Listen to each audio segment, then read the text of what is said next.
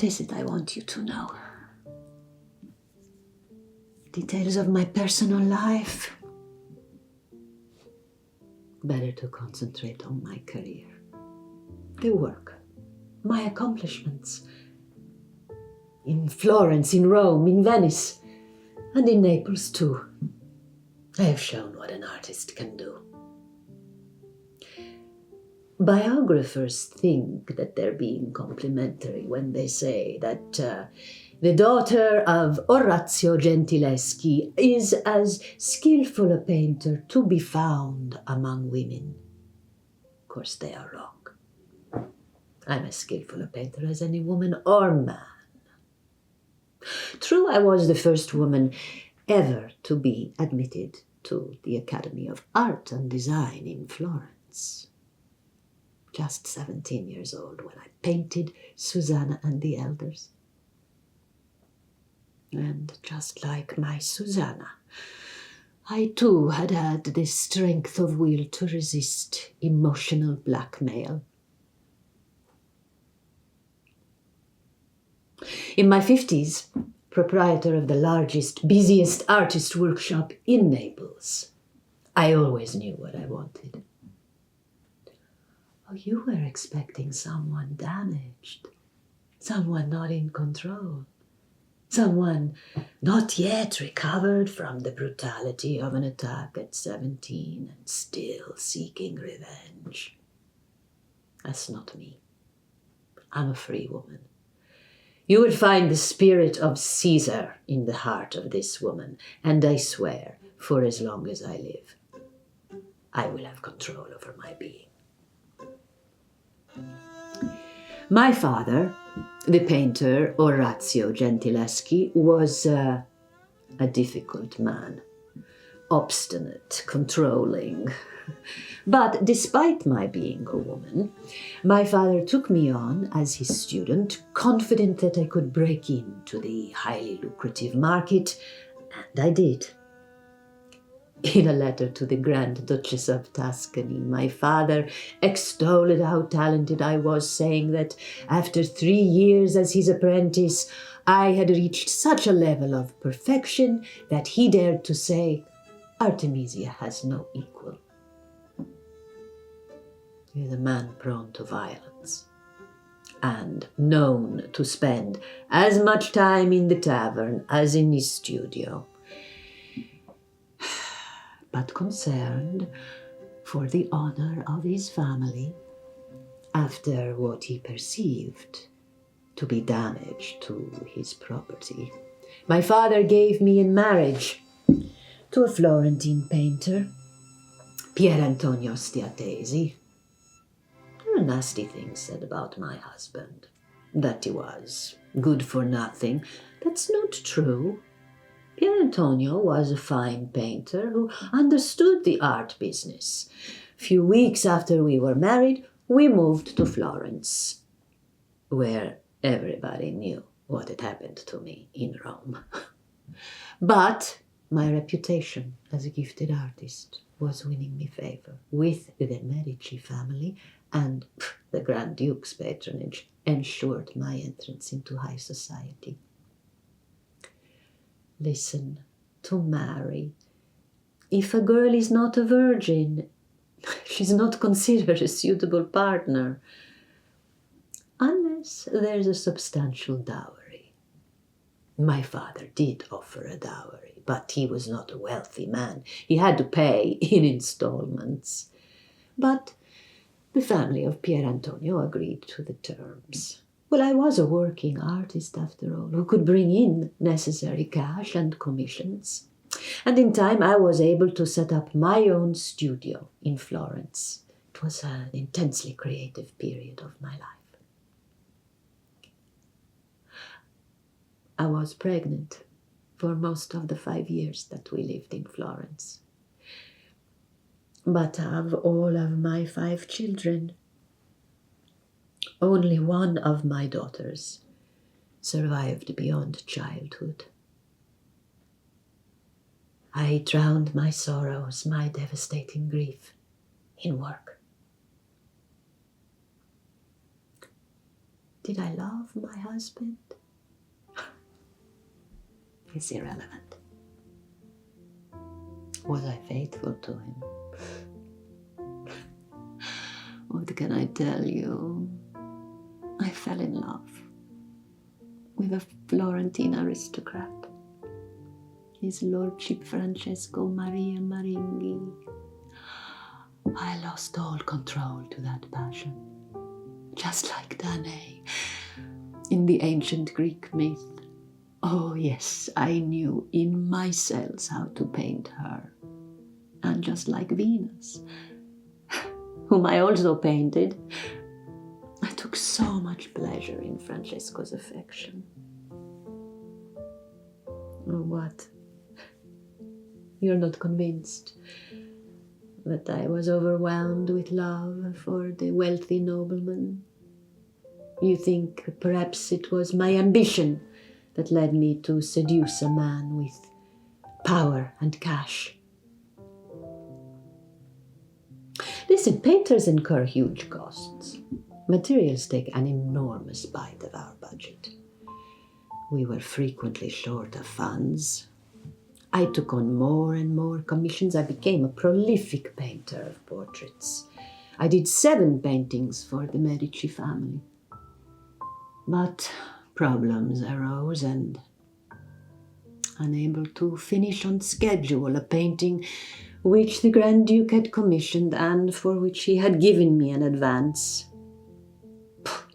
all of my possessions were sequestered, and we were forced to leave Florence and return to Rome, where I asked my father, I begged him to provide me with the remaining half of my dowry. He refused. Our debts were eating us alive. Soon the Romans would come after us like mad dogs. Thank God for the aid of His Lordship Maringhi, my Francesco. It was the only thing that helped us to make it through that winter. Could my husband have known of our affair? Could Pier Antonio have taken Maringhi's cash if he knew? My husband loved me. He would never have abandoned his family. But one night, a group of Spaniards was serenading me on our doorstep, and enraged, Pier Antonio pulls a knife, and in the end he has to run from Rome or spend the rest of his life in prison.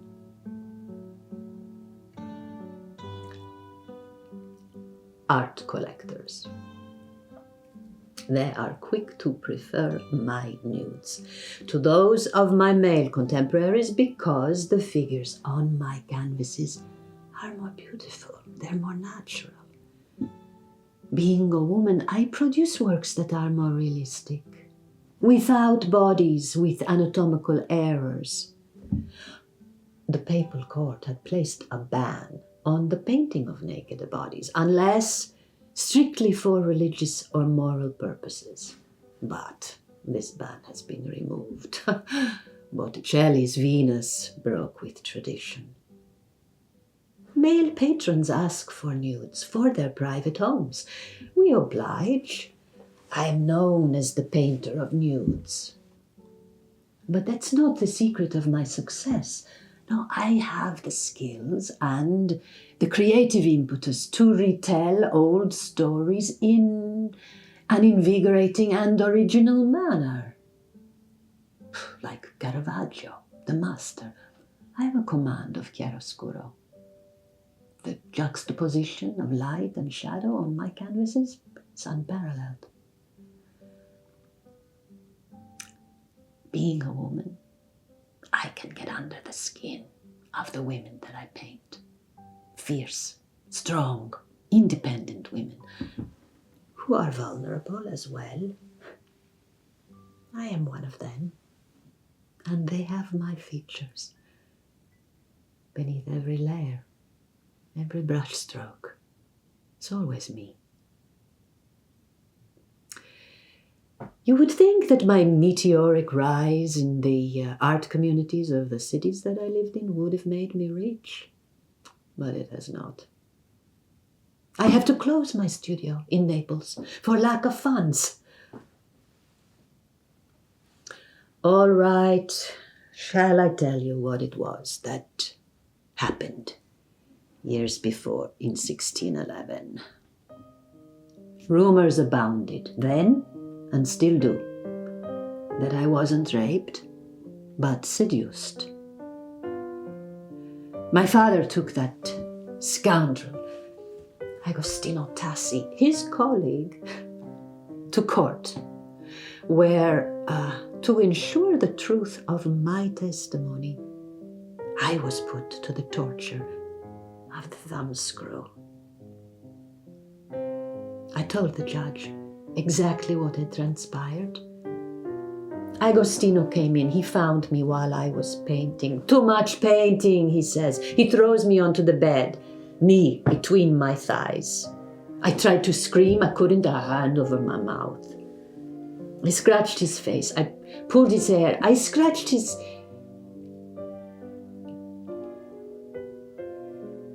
Nothing stops him. He does what he has come to do. Afterwards, to pacify my weeping, Agostino whispers, I promise to marry you. He had a wife. I had had no sexual relations with any person before. Tassi was found guilty. He was banished from Rome for 5 years, but the sentence was not enforced. Agostino's frescoes are in high demand. The Pope had commissioned him to work on several projects. Agostino has friends in high places. Did I take revenge in my paintings? I did depict on canvas physical attacks on women. But in the Bible, women do not hesitate to murder their offenders. Do my so-called revenge paintings capture what I could have done to the men who humiliated and betrayed me? Perhaps I was inspired by another Artemis, she of the proverbial wrath. We live in violent times. There's a definite market for blood and gore. It's the fashion, and I helped to set it. Look, our cities are cesspools of crime and vice. Public executions, beheadings are common, and bodies of the executed are exposed daily. We live in turbulent times. There's talk of war, of the plague returning. King Charles I of England was recently beheaded. A few years ago, my father and I did some work for King Charles. He treated us so very well. I have sent a letter to my friend and patron, Don Antonio Ruffo, to thank him for having purchased a rather expensive painting of mine in these austere times. And I assure him that he will not regret it. And I also send a complimentary self-portrait to his lordship. This gift, I know, will be appreciated by Don Antonio. Every painter paints themselves. Over half of my paintings contain some aspect of me. A painter is like an actor, needs to have the ability to be able to assume different roles. Becoming Artemisia means that I become anyone, everyone, and myself. My personal life has been intertwined with my art. But the paintings are not a confessional. No, the canvas is a theater stage. I am so much more than a girl who was once raped. I'm a wife, a mother, a lover. I travel, I have adventures, I have affairs. I have gained the respect of my peers. I have extraordinary talent, and I have lived an extraordinary life. But I am no magnificent exception. Look around, be amazed. Many, many women, so many women accomplishing masterful works. A new world is in the making, one where women artists on a par with men claim the space we have always known was ours to own. We just must be brave.